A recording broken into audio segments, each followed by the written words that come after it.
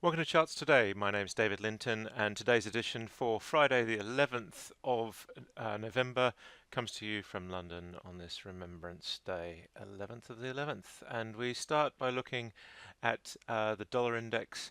Dollar just flattening a little bit yesterday. Had a really sharp recovery off that the Trump election, and we're just seeing here that we're flattening out. So it's found some resistance around the 99 level.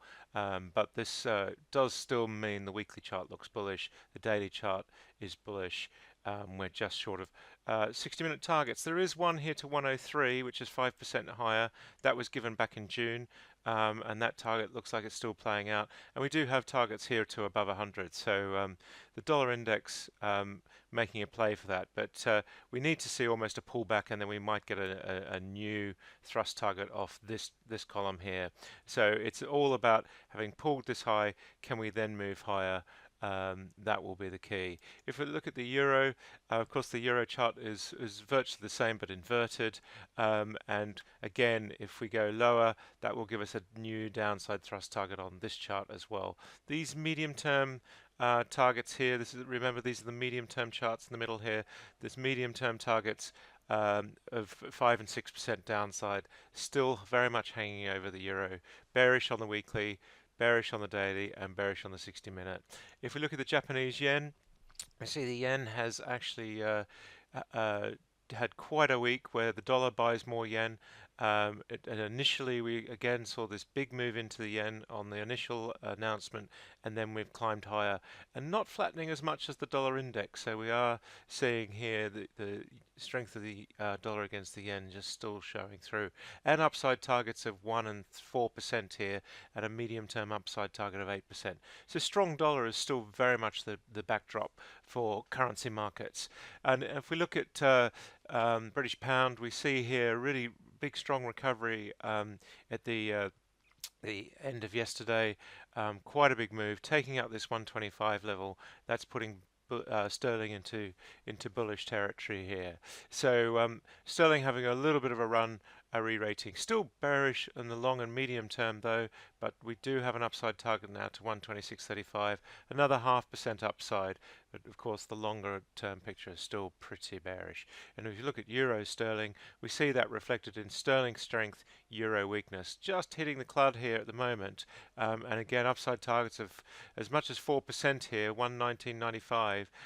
So it looks like euro weakness is really starting to play against that sterling rate. Sterling Swiss, we see a bit of a recovery as well, and sterling Australian dollar, the same thing. So we are just seeing some recovery across the board there.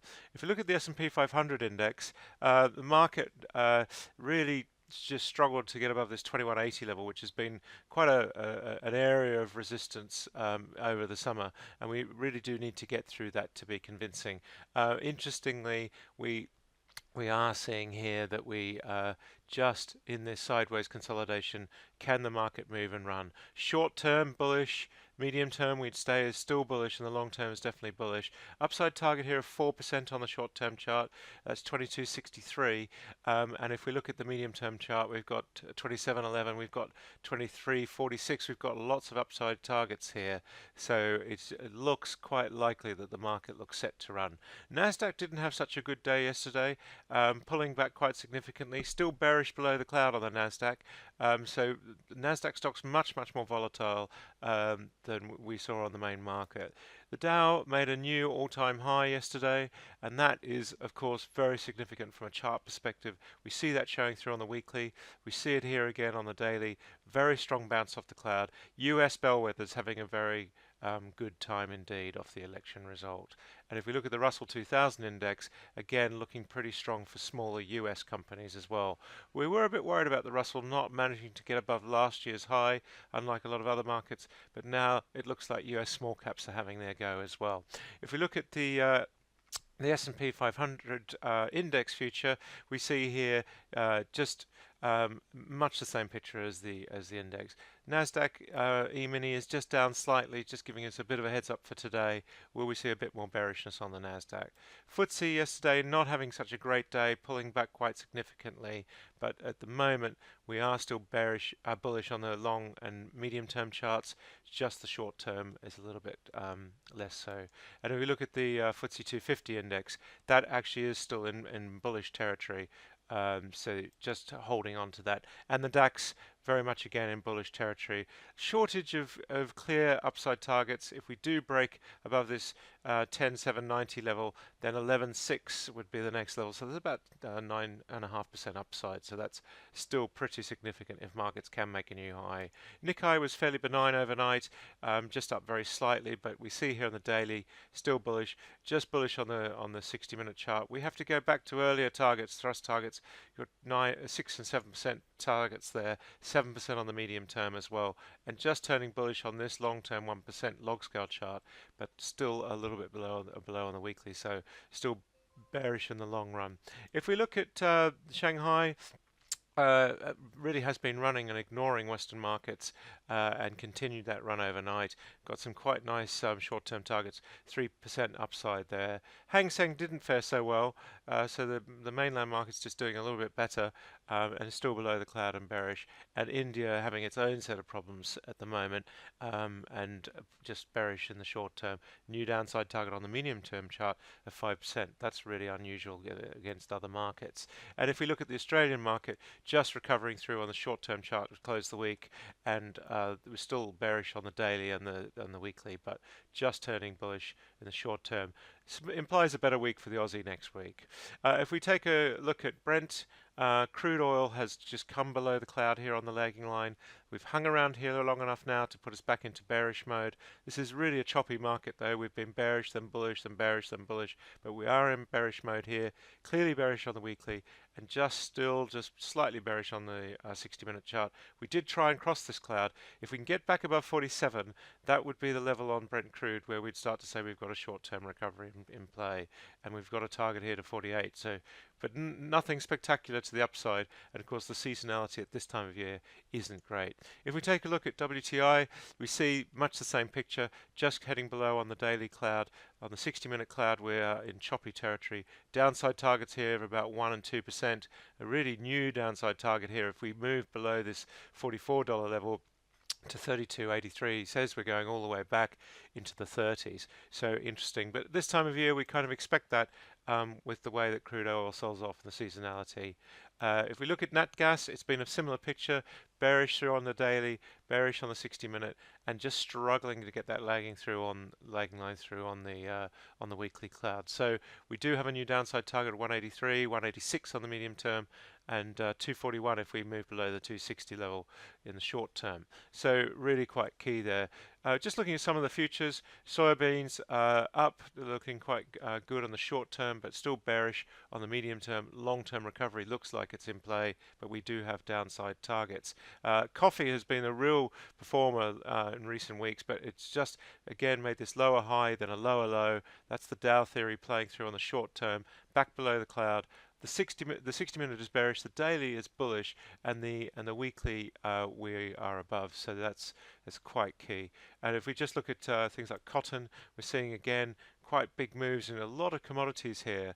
And it's really quite interesting. I mean, copper has just gone through the roof in the last week or two, and we really just see here this short-term trend is just unbelievable, crossing us into the long-term bullish trend as well. So copper now starting to look really strong as well. And if we look at gold has really just come back into that sort of bearish territory on the cloud, having popped on the election initially and then unwound all of that. We do have downside targets of about 5%, a new downside target of about 14% on the long-term chart, but again these big long-term upside targets, bullish long-term, bearish medium term, bearish short term, so not looking so great. Silver looking a bit better, bullish in the short term and just starting to come through. Is a bit of a lead indicator on gold, strangely, so we'll just keep an eye on that as well. We look at US rates, it's holding that 2% level, starting to move through on the long-term clouds. We're starting to see this change in the 10-year yield coming through. Last of all, I'll look at a few Nasdaq stocks. Apple still looking pretty bearish in the short term. Just not looking great in the long term, just struggling to get above this cloud. And we do have downside targets of 1 and 3.5%. 12% downside in the medium term chart is activated, so not so good for Apple. Now, if we look at Google, again, we have a downside target here, not quite yet activated, but we are seeing downside of about 11% here, upside targets too, very mixed picture. So we'll need to watch for tech stocks recovering. Even Amazon has got a new long-term downside target, 18% lower at the moment, but we are bullish, of course, on the long-term trend here, and we're not quite through yet on this chart. And on the 60-minute chart, we are bearish. So it's too early to say whether these targets will play through. The trends are still up, but it's starting to look a little bit worried for some tech. And last of all, Facebook, again, downside targets here.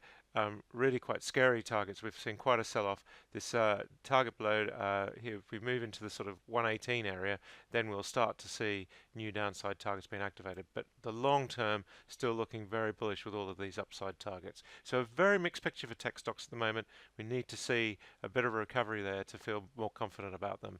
But across the board, the US bellwethers, S&P 500 stocks, we are starting to see moving to new highs. Quite interesting. Next week will be an interesting week. That's it for today. Until Monday, happy charting, have a good weekend, and see you then.